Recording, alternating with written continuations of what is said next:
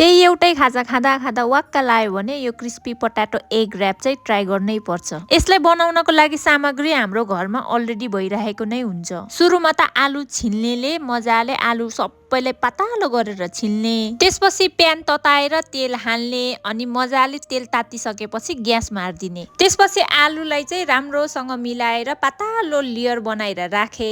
अब ग्यासलाई अन गरेर लो फ्लेममा राखिसकेपछि अन्डाहरू चाहिँ फोडेर रेडी पारे। त्यति बेलासम्म आलुको बेस चाहिँ गोल्डन ब्राउन भइसकेको थियो अनि माथिबाट ब्ल्याक पेपर, नुन अनि रायो राखिदिए। अनि बल्ल मैले अन्डा राखिदिए अनि अन्डाको माथिबाट फेरि ब्ल्याक पेपर, नुन अनि रायो फेरि राखिदिए। अब फ्लिप गर्ने बेलामा चाहिँ एकदम राम्रोसँग फ्लिप गर्नुपर्छ। अनि मलाई चाहिँ यो डाडुहरूले फ्लिप गर्नु भन्दा पनि यसरी प्यान नै फ्लिप गरेको सजिलो लाग्छ अनि मैले त्यसरी नै फ्लिप गरिदिएँ। लास्टमा माथिबाट मैले फेरि पनि मोजरेला चिज एड गरेको छु। स्लाइसवाला चिज, अरूवाला चिज जे युज गरे पनि हुन्छ। यदि छैन भने यत्तिकै पनि मिठै नै हुन्छ।